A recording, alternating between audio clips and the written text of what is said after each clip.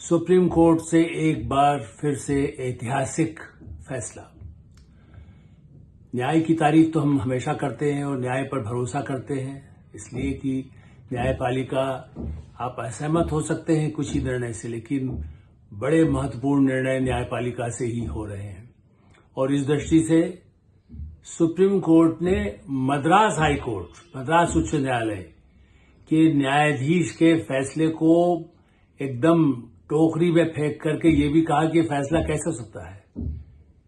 इतना, जिसको कह सकते हैं, जितनी भर्त्सना की जा सकती है उन शब्दों में उसकी आलोचना की।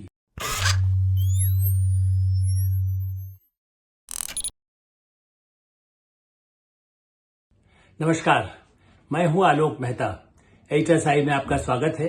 हमारा अनुरोध है कि आप HSI देखें, लाइक करें, सब्सक्राइब करें, मित्रों को, ग्रुप्स को फॉरवर्ड करें और जब आपकी कोई राय हो तो उससे निश्चित रूप से हमें अवगत कराएं।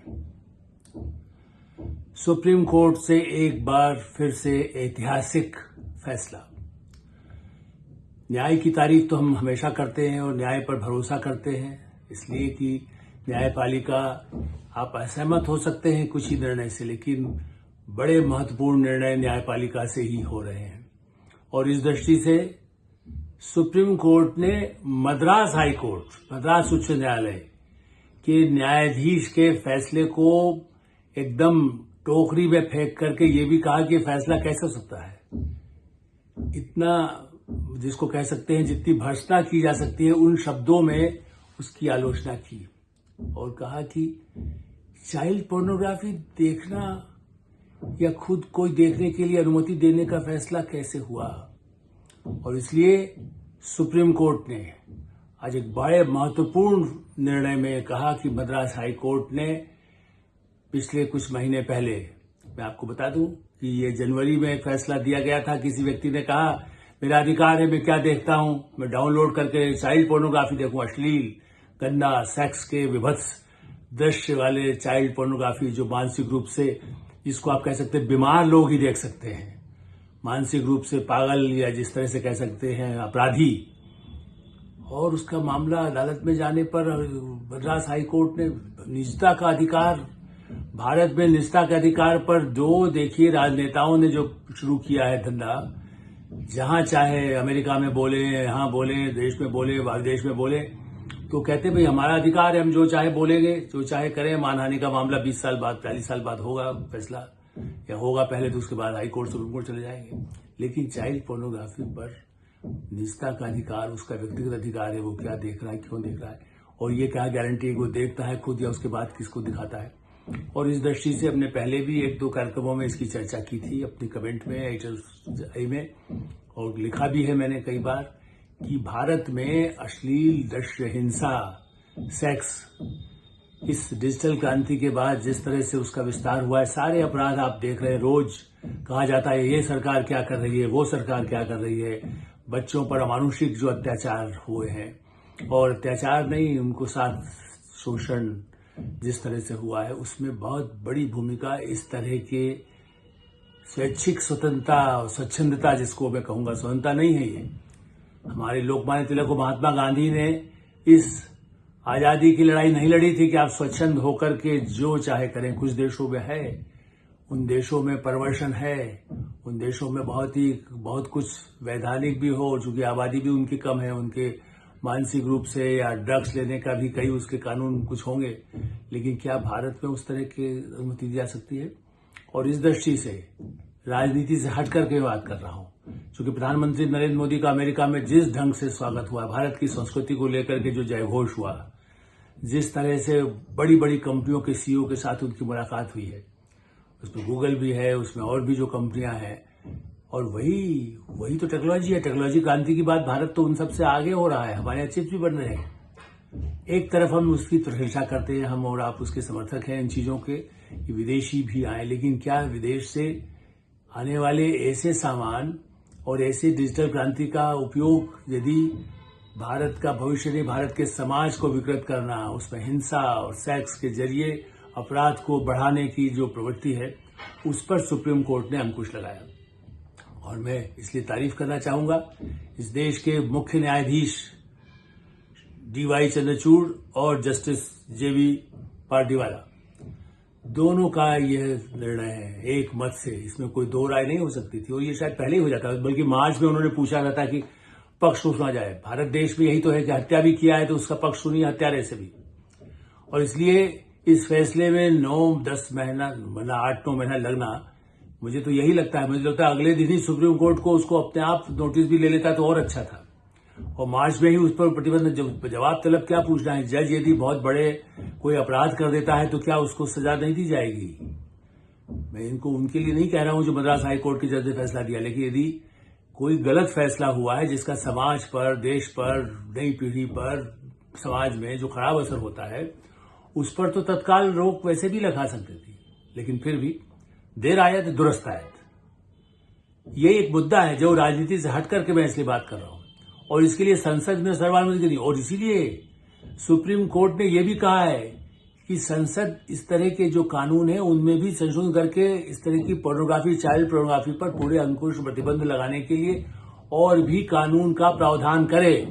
लेकिन सुप्रीम कोर्ट ने कानून का प्रावधान, कानून के संविधान में जैसे संविधान नेताओं ने किया था, आज भी संसद के पास अधिकार है और यदि वो भी कोई गलत काम करते सुप्रीम कोर्ट फिर करेगी। लेकिन ये तो सुप्रीम कोर्ट ने एक तरह से सलाह दी है सरकार को कि ये इस कानून में जो लूप होल है, कई ऐसे हैं जो बच्चों के संरक्षण के लिए, उनकी रक्षा की दृष्टि से जो ऐसे कानून हैं उसके तहत ही इसको भी लाया जाए, जिसमें जो गंभीर अथवा अपराध होते हैं, बच्चों के प्रति जो क्राइम होता है कई तरह का, उनको शोषण होना, उनके साथ अत्याचार होना, उनके घर परिवार, समाज में, बाहर, स्कूल में, कॉलेज में, कहीं पर भी जिस तरह की स्थितियां होती हैं संस्थाओं में, और खास करके गरीब लोगों के साथ जो देश में कई ऐसी घटनाएं सामने आती है। अपराधी, राजनेता, अधिकारी, शिक्षक, कई तरह के लोग उसमें शामिल हो जाते हैं और जो उनका शोषण करते हैं।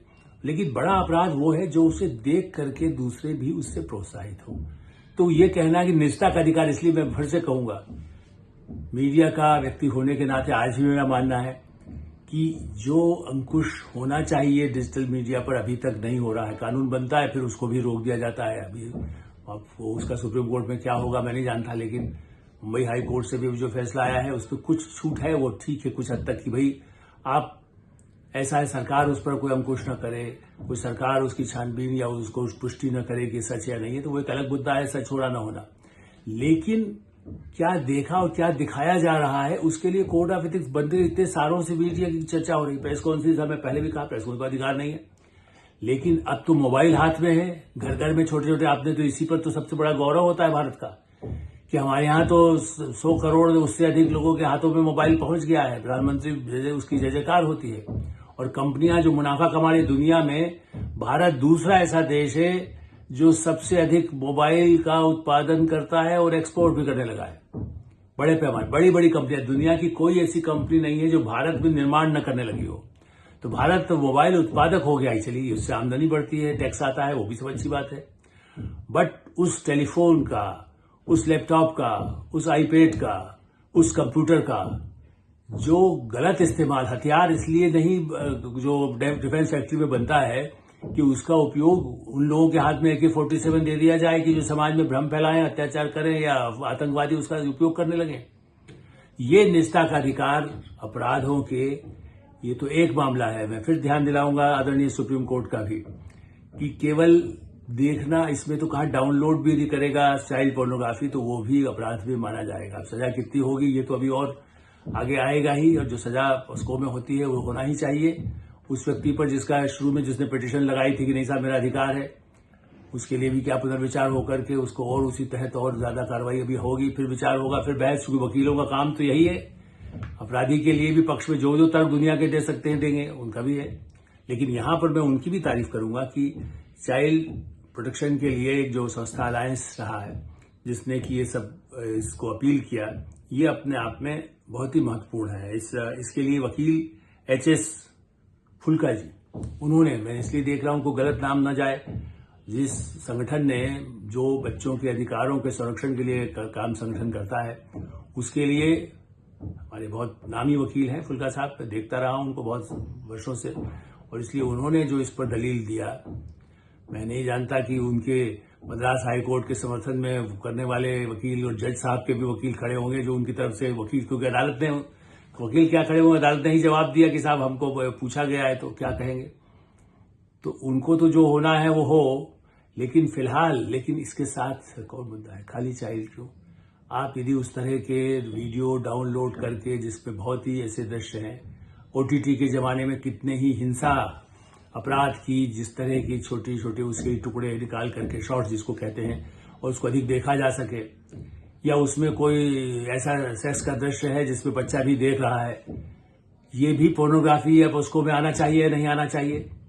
उस तरह से उसके तहत उसको में ना लीजिए, किसी और कानून में लीजिए, लेकिन दूसरे सेंसर के जो कानून है उनमें भी ओटीटी के लिए कोई सेंसर है ही नहीं। जो चाहे दिखाए, कितना ही अपराधी हो उसको दिखा दिया जाए, जो यहां नहीं चलता है उन्हें वहां दिखा दो।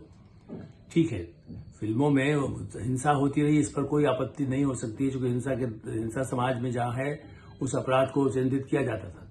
लेकिन ऐसे शोषण और ऐसे दृश्य जो बच्चों की मानसिकता को प्रभावित करते हैं, उस पर भी किस तरह से अंकुश होगा और कितना समय लगेगा। संसद, सुप्रीम कोर्ट, इनके लिए वर्षों तक केवल विचार विमर्श कमेटियां ही बनती रहती है। क्या डिजिटल क्रांति का नुकसान हमारे समाज की नई पीढ़ी को, छोटे बच्चे 5 साल, 7 साल, 10 साल के बच्चे जो हाथों में मोबाइल और लैपटॉप, पढ़ाई कहते हैं, उसके बिना तो पढ़ाई नहीं हो सकती है। अब तो एआई आ गया, एआई का तारीफ हम करते हैं, भाई प्रधानमंत्री तो कहते हैं एआई मतलब अमेरिका इंडिया, या एआई जो बिल्कुल आर्टिफिशियल इंटेलिजेंस है। तो उसका नुकसान ये है कि बच्चे उसी से जैसे जवाब देना है। कई स्कूलों में भारत में आधुनिकता आ गई तो उन्होंने कहा जी वो तो उसी पर आईपैड पर काम करेंगे, उसमें फिर क्या करते हैं, वो जवाब उसी में निकल आया, उसी को भर के दे दिया टीचर को, एआई से निकाला तुरंत सवाल, उसका जवाब। इस पर भी तो वो तो खैर दूसरा मुद्दा है, लेकिन मैं अपराध से जुड़ा हुआ मुद्दा बात हूं, उन्हीं साधनों का, उस पर भी कहीं कहीं क्या चीजें देखी जा सकती है। एक समय था, अब उतना है या नहीं, लेकिन जर्मनी में 80 से पहले कोई जिसमें सेक्स के दृश्य, जिसको आप ए फिल्में कह सकते हैं, जैसे कहते थे, वो रात को 11 बजे पहले उनके टेलीविजन पर नहीं दिखाई जाती थी। मैं खुद वहां रहा हूं इसलिए मैं कह सकता हूं, 3 वर्ष बाकायदा 11 बजे बाद ही कोई उसको उस तरह की जो फिल्में, वरना उनके पहले और सब फिल्में हिंसा होती थी, ये होता है, समाज की और चीजें दिखाई जाती थी, लेकिन जैसा लगता था कि बच्चों पर उसका असर ना हो तो 11 बजे। अब तो भारत में तो आप दिन में 24 घंटे दिखाइए, जहां भी देखिए, हाथ में मोबाइल है, उसको ओटीटी वाले भी कहते हैं आप ले लीजिए, इसी पर देख लीजिए जो चाहे देखना चाहे। तो उस पर भी अंकुश की बात होगी या नहीं। चाइल्ड के, अब देखिए इसके साथ ही वीडियो गेमिंग, उसमें हिंसा कितनी भयानक दिखाई जाती है, उसमें बच्चों का ऊपर क्या असर पड़ता है, उस पर भी, और खास करके चीन से आयातित होने वाले खिलौने, कुछ कम हुआ है प्रधानमंत्री नरेंद्र मोदी के प्रयासों के बाद।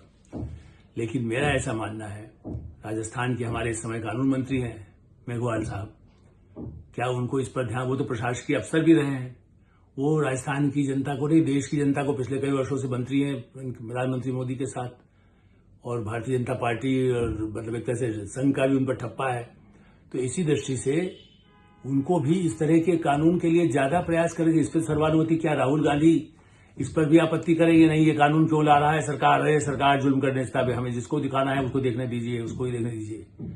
विदेशों में वो कुछ करते हैं, उनके आका जो हैं, उनके चाचा जो कहिए सेम अंकल, सेम पेट्रोदा, वो उनको जो ज्ञान देते हो, पता नहीं वो कितने निजता के अधिकार के बारे में हर चीज के लिए छूट देते हैं कि भारत के खिलाफ जहर उगलिए। तो मोबाइल में भी आ रहा है, खेल को कैसे रोके, चीन का खिलौना आने दीजिए, या और देशों का भी जो आता है जिसमें हिंसा होती है, इससे हिंसा की प्रवृत्ति बढ़ती है, उसी को देख करके मारो, शूट करो, वार गेम, ये वो, इतना भयानक भयानक, उसके लिए बड़े साइबर कैफे उस तरह के चलाए जाते हैं, मॉल्स में चलाए जाते हैं। उनमें कोई सीमा हो, खेल हो। भारत में हम ये नहीं कह रहे कि आप पुराने प्राचीन कल्चर में चले जाएं, लेकिन उन सब पर भी किस तरह का अंकुश हो सकता है, किस हद तक नियंत्रित हो सकता है। बाहर से आया हुआ उसको निगलने पीक दान की तरह भारत को उसमें डाल दिया जाए, उसको गंदगी से यहाँ बीमारियां फैलाई जाए, जैसे वायरस आता है, ये एक वायरस है। मोबाइल का भी यही है, आप किसी को भेजिए, एक साथ लोगों को धीरे धीरे भेज दिया आपने, किसी को कुछ भेज दिया, दूसरा उसको देख लिया। तो ऐसे दृश्यों को मोबाइल के एक्सेस के लिए व्हाट्सएप कहता है हमारा कोई देख नहीं सकता, निगरानी हमारी रहती है, कोई दूसरा देख ही नहीं सकेगा, चाहे अरविंद केजरीवाल का भी हो, चाहे वो उनको सजा हो रही हो, उसके बाद भी उसका आप पासवर्ड निकाल नहीं सकते जब तक उसकी अनुमति खुद की ना हो। तो ये लीजिए, उसमें कोई अपराध का काम कर रहा हो, उसका मोबाइल पर भी आप नहीं उसका निकाल सके, वो कह उसको मिटा दिया, उसके बाद कहिए देखिए आप हमको। तो ये सब जो प्रवृत्ति है निष्ठा के अधिकार के नाम पर सेक्स पोर्नोग्राफी और खास करके चाइल्ड पोर्नोग्राफी या बच्चों पर सेक्स, हत्या, अपराध, चोरी, डकैती, इस तरह के भयानक दृश्य जिससे उनके मानस पर, दिमाग पर असर पड़ता है। साइकोलॉजिस्ट की एक्सपर्ट लाई है। देश की राष्ट्रपति खुद द्रौपदी मुर्मू जी जमीनी सच्चाई जानती हैं। ब्रह्म कुमारियों की वो बड़ी हमेशा वो रही हैं, उपासक भी हैं, मंदिरों में भी जाती हैं और बड़ा समाज के लिए उनकी चिंता रहती है।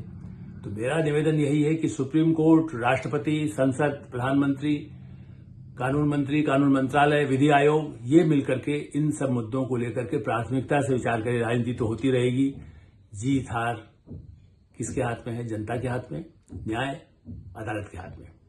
एटरसाई में भी विराम देते हैं। आप एटरसाई देखते रहें, लाइक करें, सब्सक्राइब करें, मित्रों को उसको फॉरवर्ड करें और उनसे भी आग्रह करें कि वो भी और लोगों को सब्सक्राइब करने के लिए आग्रह करें। धन्यवाद, नमस्कार।